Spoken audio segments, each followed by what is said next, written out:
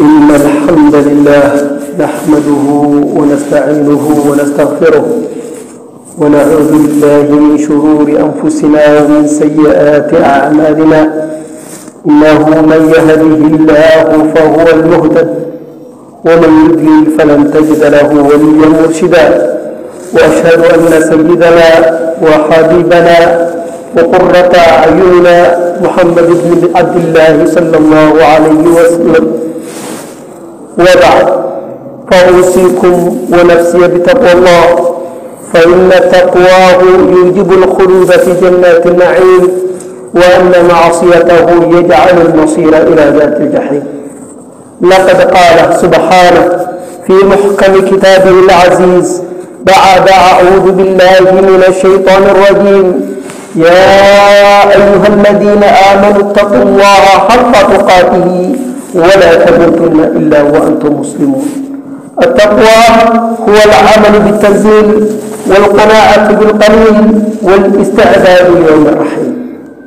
الحمد لله، بعد أن نشكر الله سبحانه وتعالى لكم تكي رحمة محمد بن عبد الله صلى الله عليه وسلم.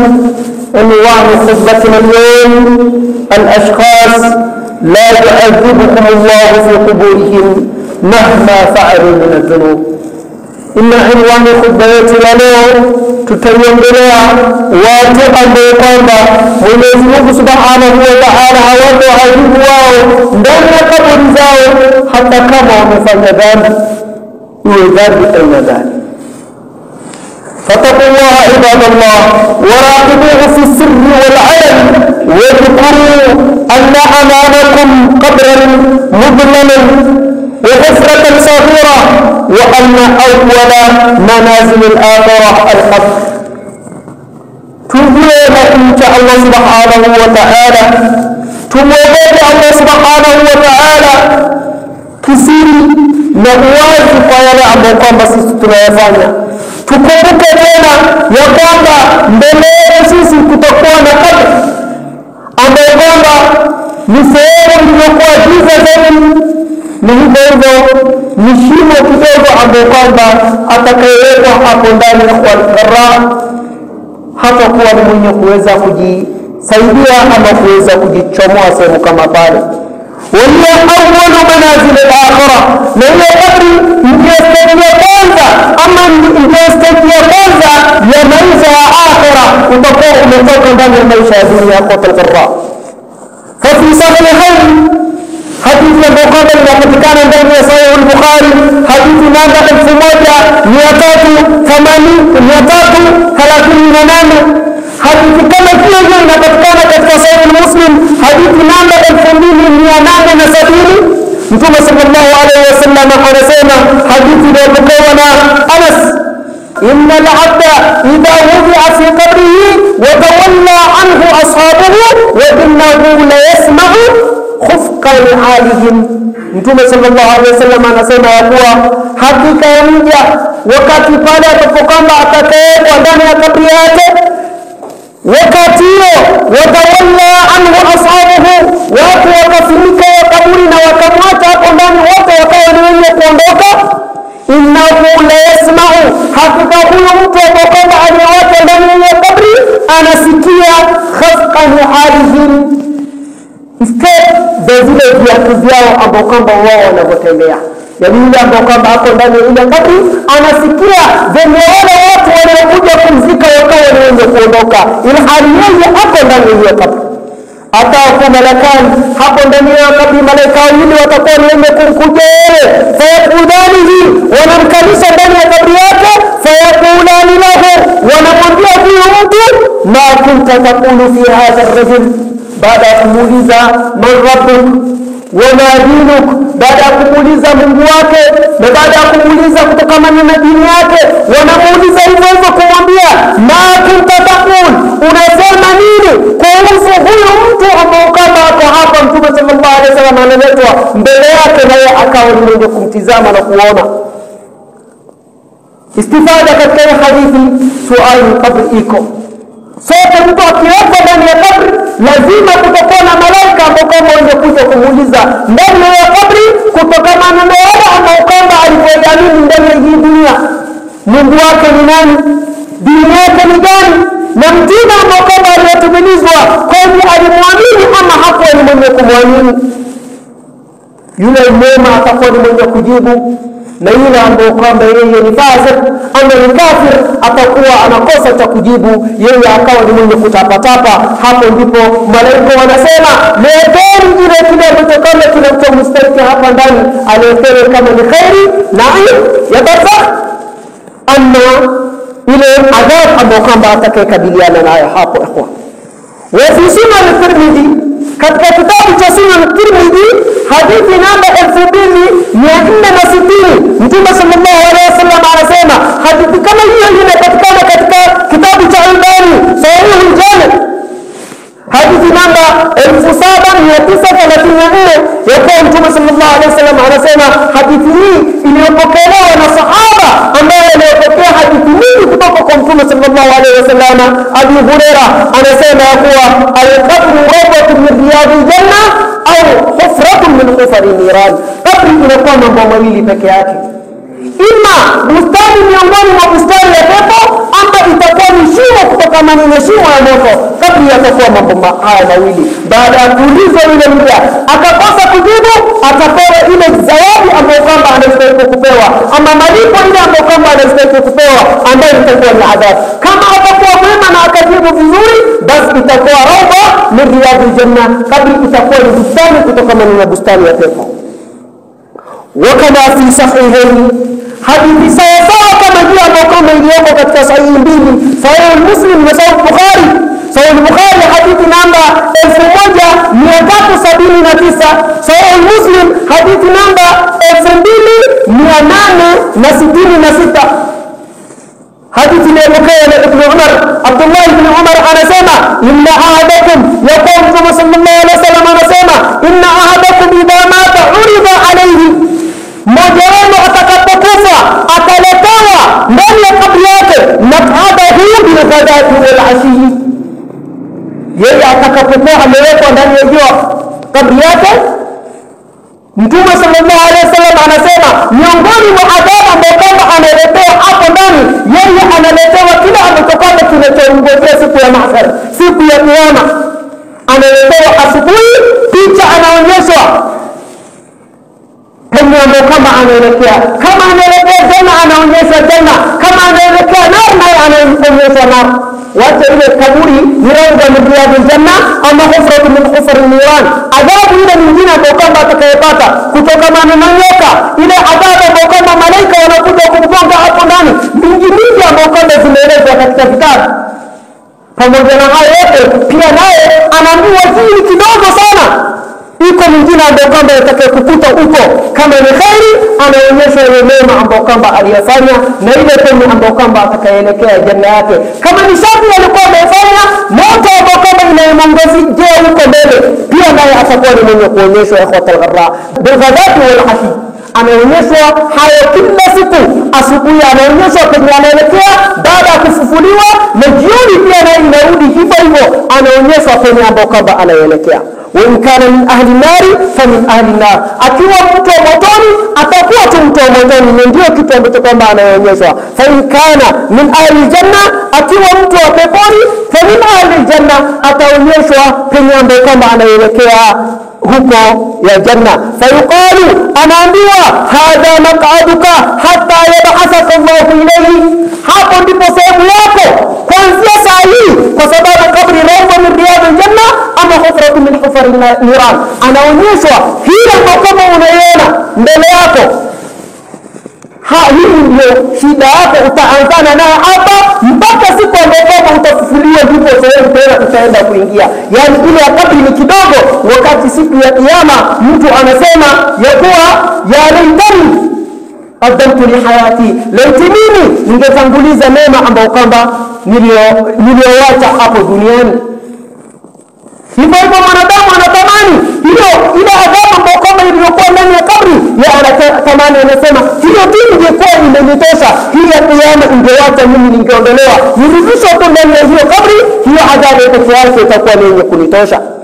Qala ta'ala, Allah subhanahu wa ta'ala anaelezea aya mfano kama hiyo ambayo kwamba ilikuwa inaelezea Firaun.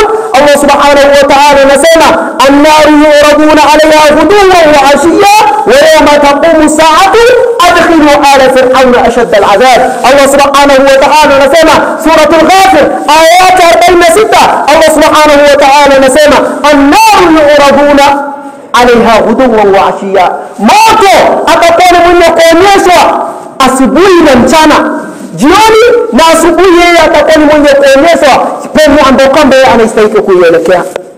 Ikhwatul gharra, hii ni adhabu ambayo kwamba inapatikana ndani ya kabri. Ikhwatul gharra, yabda fihi an-na'im au al-adab, ndani ya kabri ndio stage ya kwanza ya maisha ya akhira. Ikhwatul gharra, hapo ndipo inaanzia mema ama adhabu ambayo kwamba unastahili kupata. Ikhwatul gharra, licha ile ambayo kwamba itakayokungojea kiyama itakuwa ndio kubwa zaidi. Bihasbi ma kana alayhi al-insanu fi hayatihi, kulingana na yale matendo ambayo kama alikuwa anayofanya hapa duniani, hiyo matendo ndio yatakuwa yenye kumjaji. Kama alikuwa ni khairi ndio ambayo kwamba atakayengojea ndani ya kabri, kama ni shari kama hayo ndio atakayokuwa yenye kungojea ndani ya kabri. Wa hunaka fi'atun wa hunaka fi'atun la yu'adhabuna fi quburihim ma'a kaunihim mudhnibin, lakini pamoja na hayo kaburi ambayo kwamba itakuwa na adhabu mutanawwi, adhabu aina tofauti.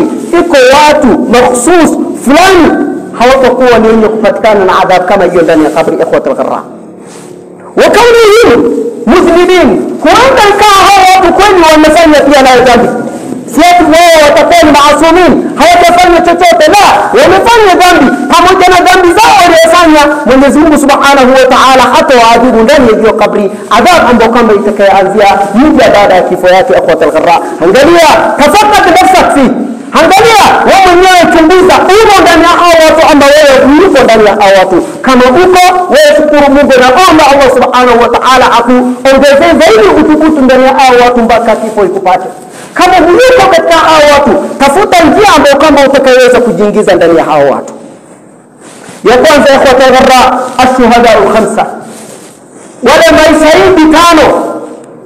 Fa fi sahihain, hadithi ambayo kama iko katika Sahih Bukhari na Sahih Muslim, hadithi Sahih Bukhari hadithi namba 2829, Sahih Muslim hadithi namba 1914. Mtume sallallahu alaihi wasallam anasema, hadithi iliyopokewa na Abu Hurairah radhiyallahu anhu warda, anasema ya kuwa qala Rasulullah sallallahu alaihi wasallam, Mtume sallallahu alaihi wasallam anasema ash-shuhada'u khamsatun, hakika mashahidi mbele ya Allah Subhanahu wa Ta'ala, watu ambao kama hawataadhibiwa na Allah Subhanahu wa Ta'ala, mashahidi ni watu watano. Mtume sallallahu alaihi wasallam anasema, ya kwanza katika mashahidi al-mad'un, mtu ambao kama amepata katika dunia yake na ugonjwa wa taun mpaka ikawa yenye kumuua. Taun ni ugonjwa ambao kwamba unatoka katika mwili wa mwanadamu mfano wa jipu, na ni ugonjwa ambao kwamba ni uchungu zaidi, ikawa ni mwenye kuenea ndani ya hii mwili wa mwanadamu. Sijui saa hizi inaitwa ugonjwa kama hiyo aina gani, lakini ni ugonjwa ambao kwamba inatesa mja. Huyo mtu baada ya kupata ugonjwa kama hiyo akawa ni mwenye kufanya subra.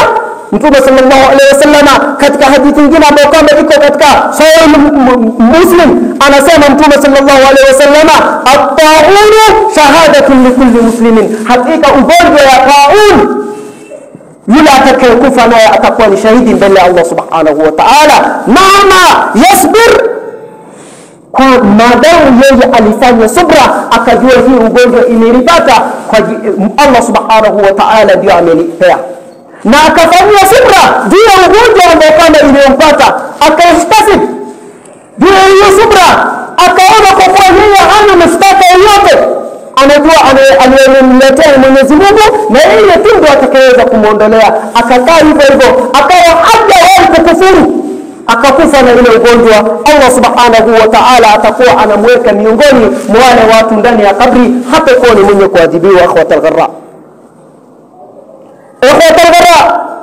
at-ta'un, ugonjwa ambaye pili, mtu wa pili ambaye Mtume sallallahu alaihi wasallam anasema katika wale watu watano ambao ni mashahidi, al-mabdun, mtu ambaye kama aliyekufa na ugonjwa wa tumbo, yeye akawa ni ugonjwa wa tumbo imempata, pengine hizi matumbo yakawa ni mwenye katika ama akawa ni mwenye kuharisha zaidi na kutapika zaidi Wengine ulama wakaweka hata hivyo wale ambao kwamba wako na shida ya figo, pengine ndio mtu akakufa nayo, ama mwingine akawa ni mwenye kukufa kwa sababu ya maini kuharibika ndani ya mwili wake. Hao watu ni miongoni mwa wale watu ambao kwamba kwa sababu imetuangaliwa ni nini? Subra yake na mfungamano yake kati yake na Allah subhanahu wa ta'ala, haja kufuru. Amepata hii shida yote, hajaenda kutafuta wachawi. Kwa nini mimi haya yote akawa ni yeye kunipata? Akafanya subra juu ya wale ambao kwamba aliyopata. Allah subhanahu wa ta'ala atamweka miongoni mwa shuhada, hawatakuwa ni wenye kuadhibiwa ndani ya kabri zao. Ikhwatul gharra, inna mtu watatu wal gharq, mtu ambao kwamba aliangalia ndani ya maji amefariki akafa ndani ya maji, huyo mtu pia nayo uchungu gani atakayesikia huyo mtu akiwa ako katika sakaratu mauti ndani ya maji? Kwa sababu hayo Allah subhanahu wa ta'ala humfanya hata huyu pia nayo miongoni mwa wale watu ambao kama ni shuhada, hawatakuwa ni wenye kuadhibiwa ndani ya kabri. Akhwatana, mwingine katika hadithi ikiendelea anasema wa sahibul hadmi, mtu ambao kama aliyeporomokea akafa, pengine nyumba imemporomokea, ama wengine wakawa ni wenye kutafuta riziki yao halali, wakaingia ndani ya shimo ya madini, shimo ikafunika, wakafia hapo hapo ndani. Hawa miongoni mwa shuhada, watu ambao kwamba hawapokuwa ni wenye kuadhibiwa ndani ya kabri zao. Ikhwatal gharra, inna mtu watano washahidu fi sabilillah, mtu ambao kwamba aliyepigana jihad katika njia ya Allah subhanahu wa ta'ala, akawa hatima yake amepata. Hawa ndio sifu ya kwanza miongoni mwa watu ambao kwamba hawatakuwa ni wenye kuadhibiwa ndani ya Allah ndani ya kabri. Ikhwatal gharra, wajhatu dalala, hii inatupea mafunzo gani? Kitu cha kwanza, shahidi sio yule tu ambao kama aliyokufa katika vita, na shahidi hata hawa pia nao ni miongoni mwa wale watu ambao kama wamehesabiwa kama sawa wale ambao kama walikufa shahidi, na watu kuwa ni wenye kuadhibiwa ndani za kabri. Ikhwatul gharra, inna ikhwatul gharra sinfu thani, watu sabuli ya pili ambao kama hawatakuwa ni wenye kuadhibiwa ndani ya kabri. Ikhwatul gharra, al-qari suratul mulk, mtu ambao kwamba anayesoma suratul mulk fi kulli lailatin, katika kila siku katika maisha yake, kila usiku kabla yeye kulala anasoma suratul mulk. Suratul mulk, tabarakalladhi biyadihi almulk wa huwa ala kulli shay'in qadir. Huyo mtu ambaye kwamba kabla yeye kulala, kabla yeye kuingia katika kitanda yake ya kulala, yeye kila siku anadawim anaendelea kusoma suratul mulk. Huyo mtu pia ni miongoni mwa wale watu ambao kwamba hawatakuwa ni wenye kuadhibiwa ndani ya kabri. Hadithi iliyopokewa na Abu Hurairah radhiallahu anhu wa ardah, anasema ya kuwa inna suratan min alqur'ani, ya kuwa Mtume sallallahu alaihi wasallam anasema hakika sura moja katika Qur'an ambayo kwamba 30 ayatan, aya yake ni aya 30, shufi'at li sahibiha hatta ghufira lahu wa hiya tabarakalladhi biyadihi almulk. Mtume sallallahu alaihi wasallam anasema hakika sura moja ndani ya Qur'an aya yake ni aya 30, hii sura inamshufaia, yani inamuokoa, inamuombea Allah subhanahu wa ta'ala asamehewe huyu mtu ambaye kwamba anayesoma hii sura, hatta ghufira lahu, mpaka atasamehewa. Ina maana hayaji kumwombea huyo mtu mpaka Allah subhanahu wa ta'ala kumsamehea huyo mtu. Wa hiya tabarakalladhi biyadihi almulk, na hii sura yenyewe ni hii tabarakalladhi biyadihi almulk. Hatujui kama tutakufa na hizo ugonjwa ambao kama tuliotaja hapo mbele, hatujui kama tutakufa katika shuhada, lakini utashindwa kusoma suratul mulk peke yake, tabarakalladhi biyadihi almulk, katika usiku yake kila siku kabla ya kulala kwako, au kama ni mwenye kudumisha sura kama hii, ndio uepukane kutokana na adhabu ya Allah subhanahu wa ta'ala. Ma arhamar rahimin, Allah subhanahu wa ta'ala ako na huruma kiasi gani? Ikhwatul gharra, hajakuacha tu sisi na ibada zetu hizi za dosari, akatuwekea sabila najah, njia ya kufaulu ndani ya hizi kabri. Ikhwatul gharra, hii hadithi inapatikana katika Musnad ya Abu Daud, hadithi namba 1400, na hiyo inapatikana katika Sahih Tirmidhi, hadithi namba 2891, katika Sahih al-Jami ya Albani pia nayo inapatikana hadithi namba 5284. Ikhwatul gharra, kama unataka kufanya murajaa juu ya hiyo hadithi, angalia uwe ni mwenye kufanyia murajaa. Ikhwatul gharra, katika hadithi nyingine, ikhwatul gharra, Mtume sallallahu alaihi wasallam anasema an Abdullah ibn Mas'ud, hadithi iliyopokelewa na Abdullah ibn Mas'ud, sahaba huyu anasema ya kuwa Mtume sallallahu alaihi wasallam anasema man qara'a tabarakalladhi kulla laylatin, man qara'a tabarakalladhi biyadihi al-mulk kulla laylatin mana'ahu Allah biha min adhab al-qabr. Anasema ya kuwa Mtume sallallahu alaihi wasallam man qara'a, yote atakayesoma tabarakalladhi biyadihi al-mulk, hii sura tabarakalladhi biyadihi al-mulk kulla laylatin, kila usiku, mana'ahu Allah biha, Allah subhanahu wa ta'ala atamkataza yeye kutokana na kusoma kwake hii sura min adhab al-qabr, kutokana na adhab al-qabr. Yeye hatakuwa ni mwenye kuadhibiwa ndani ya hiyo kabri. Ikhwatal gharra, وكان في عهد الرسول صلى الله عليه وسلم ابن مسعود anasema enzi za Mtume sallallahu alaihi wasallam nusammiha, tulikuwa tunaita hii sura al-mani'a, sura ambayo kwamba inakinga mtu kutokana na adhabu ya kabri. Rawahu an-Nasa'i, hadithi imepokelewa an-Nasa'i fi Sunan al-Kubra, katika kitabu chake Sunan al-Kubra. Angalia hadithi namba 10547. Ikhwatul gharra, Albani pia nayo katika silsilatu sahiha, kitabu yake silsilatu sahiha, hadithi hii ameinukua akawa hadithi namba 1140. Ikhwatul gharra, hadithi nyingine iliyopokewa na Ibn Abbas radhiallahu anhu warda, anasema hiya mujadila tujadilu an sahibiha fi qabri. Anasema kuwa hiya mujadila, hii sura ya tabarakalladhi biyadihi al-mulk ni mujadila, ni sura ambayo kwamba inakupigania wewe ndani ya kabri yako. Tujadilu an sahibiha, inakukinga wewe kutokana na adhabu al-qabr, inakusimamia, inahakikisha wewe usiwe ni mwenye kuadhibiwa ndani ya hii kabri. Inaomba Allah subhanahu wa ta'ala wewe uepushe kutokana na adhabu al-qabr. Hadithi nyingine kama hiyo iliyopokewa na Ibn Mas'ud anasema ضرب رجل من أصحاب النبي صلى الله عليه وسلم قضاءه على قبره. Siku moja katika masahaba mtu mmoja akawa hapo katika njia anasafiri, akachoka sehemu fulani, akawa ni mwenye kusimamisha hema yake sehemu fulani. Aliposimamisha ile hema yake, akawa amejipumzisha chini ya hii hema. Wa huwa la yahsab annahu qabr, hajui kana kwamba penye amejenga hema kumbe ilikuwa ni kabri. Faidha, akishtukizia anasikia faidha fihi insanun yaqra suratu tabarak, huko akikaa tu anasikia huko chini ya kabri, anasikia huko mtu anasoma suratu tabarak. Hatta khatamaha, alisoma huyo mtu hii sura mpaka mwisho, naye akawa anasikiza venye huyo ambaye kwamba hapo chini ya kabri anasoma suratu tabarak.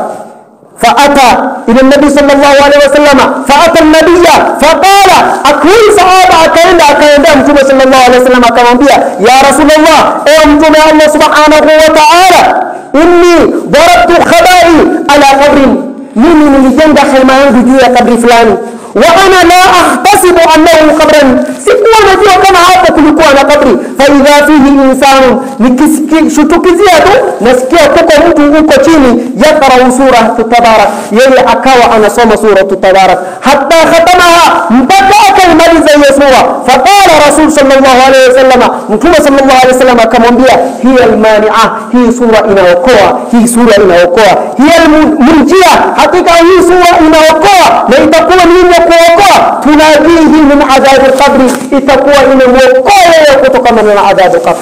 Iko na umuhimu kiasi gani juu ya maisha yetu hii sura ya Ikhwatul Gharra? Hii sura iko na umuhimu gani katika maisha yetu Ikhwatul Gharra? Hadithi hii inapatikana katika Sahih Tirmidhi, hadithi namba 2891 Ikhwatul Gharra. Hadithi nyingine iliyopokewa na Jabir anasema kana nabii sallallahu alayhi wasallam, mtume sallallahu alayhi wasallam alikuwa la yanamu, hakuwa analala hatta yaqra alif lam mim tanzil, alikuwa halali mtume sallallahu alayhi wasallam mpaka asome alif lam mim tanzil, yani akimaanisha suratu Sijda. Wa tabaraka alladhi biyadihi almulk, na tabaraka alladhi biyadihi almulk, yani mtume katika maisha yake hakuwa analala mpaka asome hizi sura mbili. Wewe tafakari, siku gani uliwahi soma? Wacha kusoma usiku. Siku gani ushawahi shika Qur'an hata kikaweza ukaanza kusoma? Hii ni msiba kama hutakuwa mwenye kufanya bidii katika maisha yako, sababu hakuna yeyote anayekufanyia amali. Wewe mwenyewe ndio unajifanyia amali.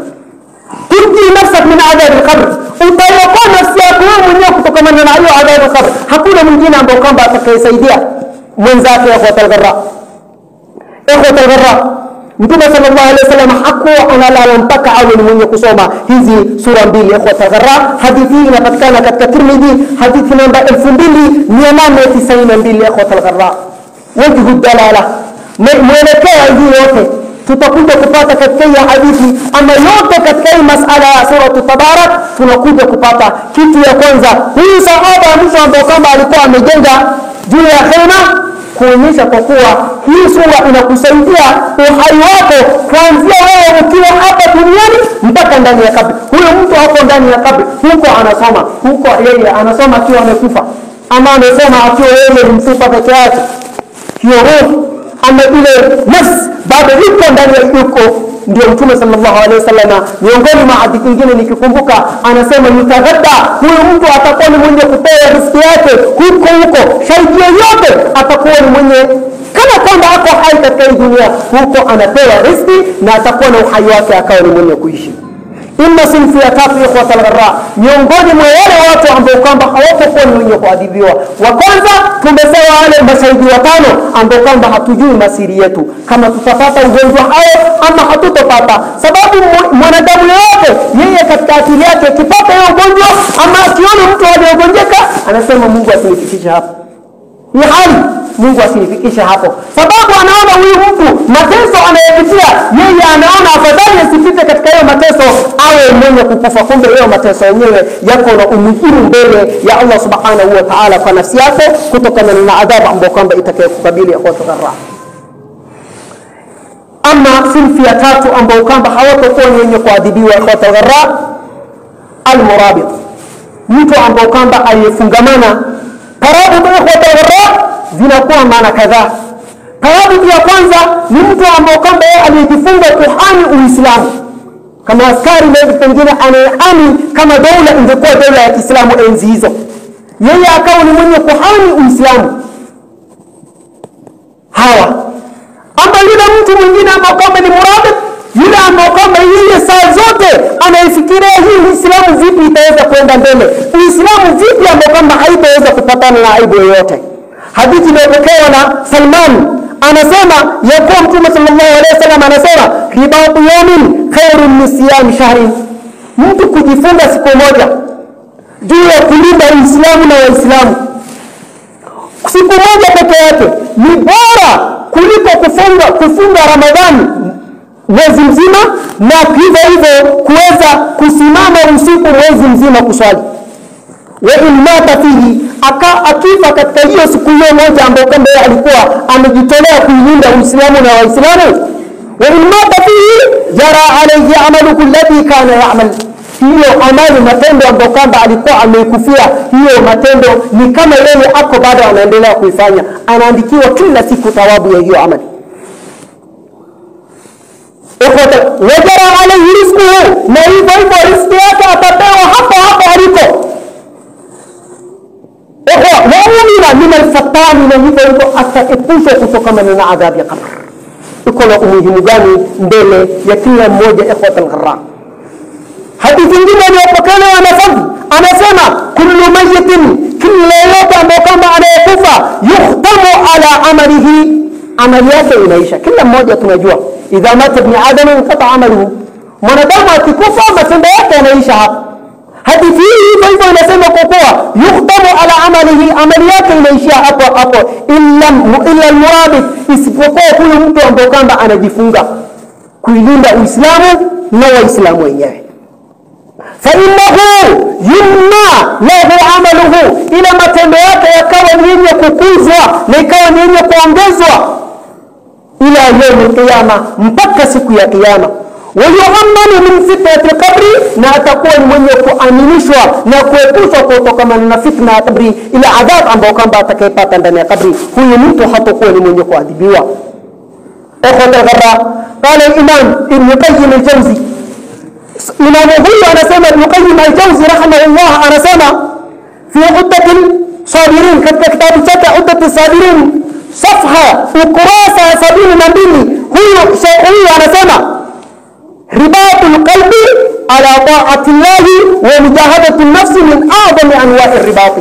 Anasema ya kuwa ribatul qalbi, mtu kuifunga moyo wake juu ya kuilinda Uislamu, ala ta'ati llah, juu ya kumtii Allah subhanahu wa ta'ala, ya akawa saa zote anafikiria jinsi ya kumwabudu Allah subhanahu wa ta'ala, wa mujahadati nafsi, na kupigana na nafsi, min a'zami anwa'il ribat.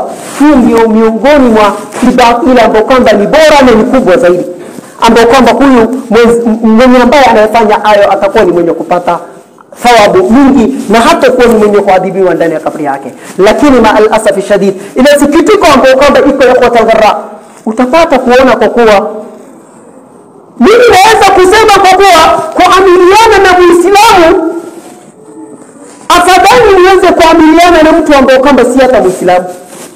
Mtu anaweza kuona penye Muislamu mwenzake anamfikisha, anaona kufanya kazi na kafiri ni bora kuliko kufanya na Muislamu. Kwa nini inafika hapo?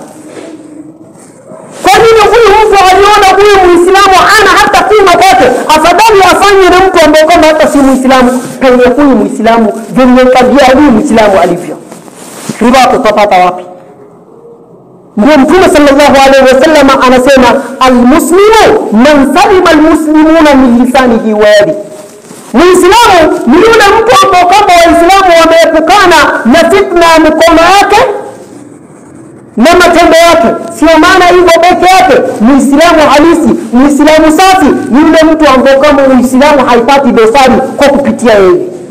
Lakini leo hii matendo ya Waislamu inaonekana Waislamu kwa nini hayo yote yakawa ni yenye kutokea? Sababu matendo yetu hayatakuwa ni matendo ya kuita wasiokuwa Waislamu waingie ndani ya Uislamu, bali ni matendo ambayo kwamba inayofukuza hata Waislamu wale ambao kwamba ni Waislamu wapya watoke katika Uislamu, sababu juu ya matendo yetu sisi wenyewe tunayofanya akhwata al-kiram. Ndio hasa ile ambayo kwamba tuliokuwa nayo, chuki tunayoweka jenga kati yetu, hasa tuliokuwa nayo kati yetu, hatuhitaji manufaa yoyote mwingine Muislamu mwenzako. Unaona mwenzako amebarikiwa jio, wewe utakuwa ni mwenye kuongea huko kando maneno mingi kumhusu. Hata wale ambao kama walikuwa wanataka kuunga yeye mkono watakuwa wenye kuchukia yeye. Kumbe wale unaongea hayatakuwa na affect kwa huyo mtu kwa chochote ile. Akhwata al-gharra, tuangalie sana tena sana. Rasul sallallahu alaihi wasallam anasema almuslimu man salima almuslimuna min lisanihi wa yadihi. Muislamu safi ni yule mtu ambaye kwamba Waislamu na Uislamu wenyewe imeepukana na fitna huyu mtu. Uislamu haipati dosari kwa kupitia huyu mtu. Yale matendo yake haipelekea Uislamu kuchafuliwa jina, bali ni matendo ambayo kwamba inaisifu huyo mtu mwenyewe. Inna ikhwata al-ghurra muqimul ibada, mtu ambaye kwamba anaisimamisha ibada. Hao wengine pengine walikuwa na dhambi zao, pamoja na dhambi Allah subhanahu wa ta'ala hawataadhibu hao watu. Amekufa na zile ugonjwa tuliotaja, shahidi amekufa, ama alikuwa anadhani kusoma sura Tabarak saa zote usiku kabla ya kulala, haijatajwa alikuwa anafanya dhambi afanyi dhambi. Kuna uwezekano walikosea, lakini juu ya kusimamisha hiyo sura ikawa ni yenye kumsimamia huyu mtu tudafa. Hadithi nyingine inasema tahajju lisaibiha, inahakikisha inapigania mwenzake mpaka awe ni mwenye kusamehewa. Hawa watu pote ya mwisho wa tazara tutakayemalizia ni wale watu ambao kwamba wanasimamisha ibada jinsi ambao kwamba inahitajika. Hadithi iliyopokelewa na Abu Hurairah radhiallahu anhu wa arda anasema anna nabii sallallahu alaihi wasallam qala, anasema innal mayyita idha wudi'a fi qabrihi, maiti akiwekwa ndani ya kaburi yake, innahu yasma'u khaf'an alihim, huyo mtu hadithi ile anasikia nyayo za wale watu wakiondoka akiwa ndani ya kaburi yake. Hina yaluna anhu fa idha kana mu'minan, lakini huyu mtu atakapokuwa muumini ambaye kwamba alibaki ndani ya kaburi na watu wameondoka na yeye anawasikia, hiyo kutuonyesha mtu akirudishwa ndani, akiwekwa ndani ya kaburi, yeye atakuwa na uhai wake. Ako ndani ya kaburi, uhai wake atakuwa ni mwenye kurejeshewa, akawa ni mwenye kusikia yale ambayo kwamba inaidhiri juu ya hii ardhi. Wakati huo Mtume sallallahu alaihi wasallam anasema idha kana mu'minan, ikiwa huyu mtu ambaye kwamba ako ndani ya kaburi ni muumini, Mtume sallallahu alaihi wasallam anasema kanat salatu inda ra'sihi, sala ambayo kwamba alikuwa anasali inakuja kukaa mbele ya kichwa yake. Wa zakatu an yaminihi, zaka ambayo kwamba alikuwa kama alikuwa na mali alikuwa anatoa inakaa upande wa kulia. Je, unasema mimi hata maisha yangu ni ile ya kubahatisha, zaka nitatoa wapi? Sadaka ile kidogo ambayo kwamba unayopeana mwenye haja ndio itakayekuja kukaa hapo kuliani kwako. Anasema Mtume sallallahu alaihi wasallam wasiyamu an yasarihi, funga ile soma ambayo kwamba alikuwa anayefunga inakuja kukaa kushotoni mwake. Kwa sababu hiyo ndio Muislamu anahimizwa au ni mwenye kusimamisha kufunga hizi siku ya Jumatatu na Alhamisi na ayyamu mbili, na zile siku ambazo kwamba ni bora katika mwezi zinapatikana zikawa ni yenye kufungwa, mwezi ambao kwamba zinapatikana hizo siku ndani yake. Sawa ikawa ni yenye kukaa kushotoni kwake. Fayuta min kibali rijlaihi, huyu mtu ardhi hiyo ambayo kwamba yako ndani, tunajua siku sote mtu akizikwa ardhi ikawa ni yenye kumshika, ile ardhi inajaribu kukuja kwa upande kwa mguu, kwa sababu hakuna kitu kimekaa hapo kwa mguu. Akiwa ile ardhi inajaribu kukuja kwa upande hiyo, fayaqulu, yule mtu akawa anasema la sabila lakum ilayhi, hamna njia ya kuweza kuikujia kwa hiyo pande, sababu kad qaddama amami as-salat wa zakat wa sawm, sababu hapa mimi nimezungukwa na swala, nimezungukwa na zaka, nimezungukwa na sawm, hakuna njia ambayo kwamba utakayeweza kunikaribia. Akiwa anasema hivyo, fayuftahu lahu babun ila janna, akawa ni mwenye kufunguliwa mlango, sasa anaelekezwa kabisa, anaona janna. Ako ndani ya kabri, mlango wa janna inafunguliwa na anaona. Fayuqalu lahu, anaambiwa unzur, angalia. Fayanzuru ilayhi, anaangalia hiyo janna. Thumma yu'ta min qibali ra'sihi, alafu akikatwa anaangalia hiyo pande ya kabri, pande ya kichwa pia naye anajaribiwa huko. Akijaribiwa pande hiyo, hapo yeye anasema hamtakuwa la sabila lakum ilayhi, hamtakuwa na njia ya kukuja na pande hiyo. Kad qaddama amani as-salat wa zakat wa sawm, mimi nimezungukwa na sawm, zakat na sala, hamna njia ambayo kama mtakaweza kunikujia. Hapo fayuftah lahu baban min an-nari, mlango wa moto pia nayo inafunguliwa, anaonyeshwa. Fayuqalu lahu, anaambiwa unzur, angalia. Fayanzuru ilayhi, anaangalia. Thumma yuqalu lahu, alafu akawa anaambiwa hadha maqamuka law kunta amalta sayiat, hapo ndipo sehemu ambayo kwamba unastahili kuingia laiti ungekuwa umefanya mabaya. Wa hadha makanuk, na hapo pia nayo ni sehemu yako law kunta amalta ta'at, na hii pande ya pili ya janna, hapo ndipo ulikuwa unastahili kuenda laiti ungekuwa ni mwenye kufanya yale matendo mazuri. Yote ambayo kwamba itakayotuokoa kwa tagharra ni matendo yetu ambayo kwamba tutakayofanya, jinsi ambayo kwamba tutakayofanya, sababu hii dunia mazra'atul akhirah, dunia ni shamba ya akhirah. Tulime kesho tuweze tukawa ni wenye kuvuna. Allah subhanahu wa ta'ala tujalie min alladhina yastami'una alqawla fayattabi'una ahsana.